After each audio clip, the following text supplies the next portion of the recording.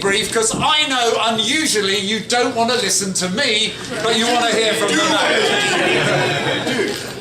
The reality is, in the last 5 years of being in Parliament, I've learnt one thing, and that thing is that actually, if you can work in partnership with the decision makers, the people who also have a stake in your constituency doing well, in your area doing well, you will succeed more. And I've had the privilege of having the support of the Mayor of London on so many big issues that have affected us here in London. Whether it's our high streets, whether it's knife crime, whatever the issues, the Mayor has been standing shoulder to shoulder with us here in Enfield North. So without further ado, let me please introduce to you the Mayor of London. Good morning. Thank you very much, everybody. Good morning.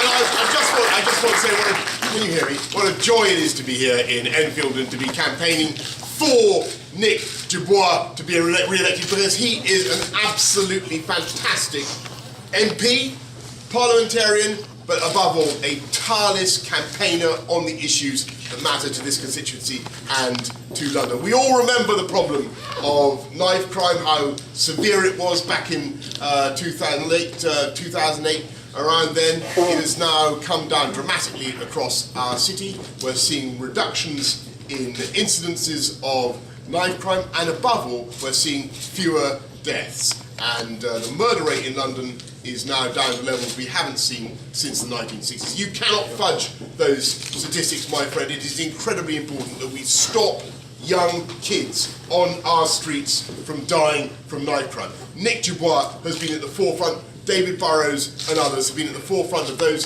Conservatives in London campaigning to take that issue seriously, and we are seeing the results. And I think you will agree with me that we want also to see Enfield's law put into national legislation. So far it's been blocked by other parties that I will not name in the coalition. But we want to anybody who goes equipped with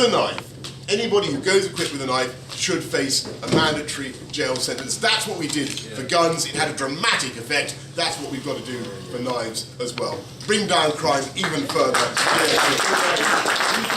been leading the way on that, and he's been leading the way in the campaign for better transport for this area, to make it an even better place, not just to live, but to work as well. And I'm absolutely proud to say that it is this part of London that is going to be pioneering the next stage of the development of our overground rail network.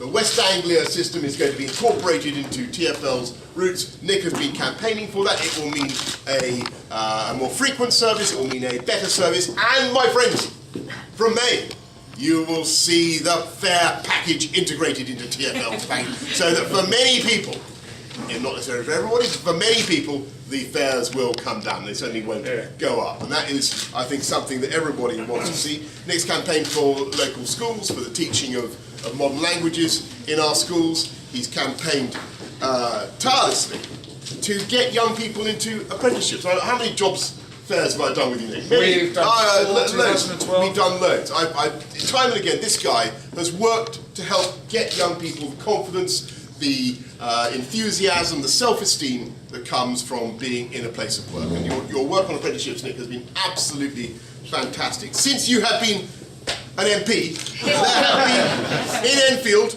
2,850 people have started apprenticeships, and that is, I think, a tribute to the hard work and the personal, passionate commitment that you have shown. And put all those things together. Fighting crime down by about 20%. Fighting crime. Putting in the transport links, encouraging better education, getting young people into apprenticeships. What is that going to lead to? It's going to lead to the kind of economic recovery that we've seen in this borough, in this city, and in this country over the last 5 years. And it is a truly amazing record. The claimant count here in Enfield, people who are facing the misery of unemployment, the claimant count is down 41% since you've been an MP. Nick, employment in London, number of people in jobs in London. Do you know how much it's gone up by since the Conservatives have been in power? 533,000. The unemployment rate is down just in the last quarter by 13. UKIP would probably like to go back either to the 1950s or, to judge by their recent performances, the 1930s, listening to some of their language. The Greens would probably like to go back to somewhere around the middle of the Bronze Age, or the emergence of the Beaker people.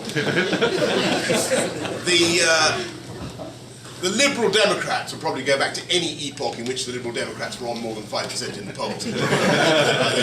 It's only the Conservatives who really have a positive vision for this country. It's only the Conservatives who want to take Britain forward. So I hope you will all work flat out and help us get Nick Bois re-elected thumpingly here in Enfield on May the 7th and return an absolute majority for a sensible, moderate, dynamic, progressive, Conservative government, but tax-cutting Conservative government led by David Cameron. Thank you very much, everyone. Right, ladies and gentlemen, Boris will be up for a bit, then he's going to do some press interviews for about 10-15 minutes before he goes. But if there's any questions from the floor, we're also very happy to take questions from the floor. Who wants to go first? I'm sorry, this one. Why don't we go over there? What about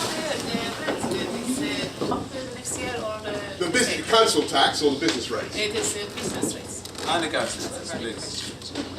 The council tax, never forget, we have cut the council tax in City Hall by 20% in real terms, I think, since I was elected. The Labour Party, when they were in, they put it up by 153%.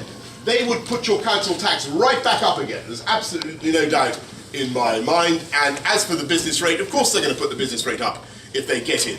You can see that they're totally hostile to wealth creation and to business. They know that businesses don't vote, and they don't understand that they're vital for our economy and for employment. So I think business rates in London are already too high.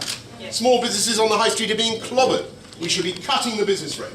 Absolutely no doubt we should be cutting the business rate, and that's why George Osborne has instituted a review of business rates. And don't forget, here in Enfield, because of the government's policy, we have been able to freeze the council tax here, and of course there's been the £1,000 and £1,500 discount to small businesses under a rateable value of 50,000, and that's really helped when it mattered. But the truth is, we have to completely relook at that system to make it relevant to business and fair to business, and as the Mayor says, lower cost to business. That's right.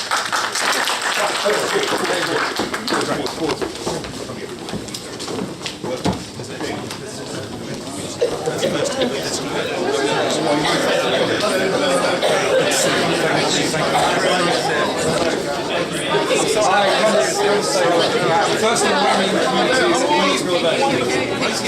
And do you have a business? Tell me where you're set up over there, and I'll bring it. Where else good for you, and I'll bring it over.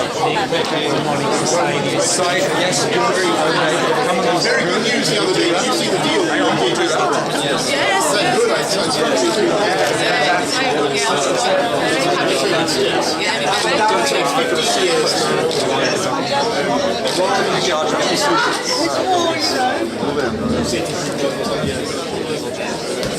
What about the that's what they said. The Mayor is also here to support the campaign I've led for keeping at GCSE A and O level the lesson on languages, Bengali, Turkish, the languages of the future, because we also believe second, third, fourth generation Bengali here, for example, will be the ambassadors and businessmen of the future.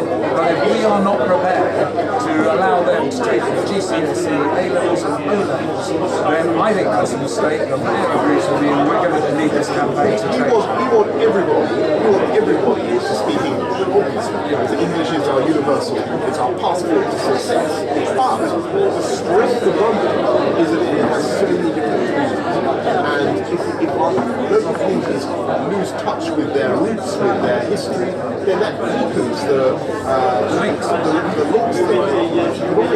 that London has with Britain. Well, I think the first battle is to sort out the GCSE, O-level and A-levels and make sure that they remain beyond 2016 to 17 as exam courses. The second job then is to take the government's belief that modern languages have a crucial role to play in Britain's future and ensure that the exam bodies up the number, not cut the number. Now the government has said that's what they want to do. Unfortunately, we've got to get the election out of the way before we can take that stage, the next stage further. But that's why I'm meeting with the OCR on the 24th of April to take this campaign with academics and politicians to their front door.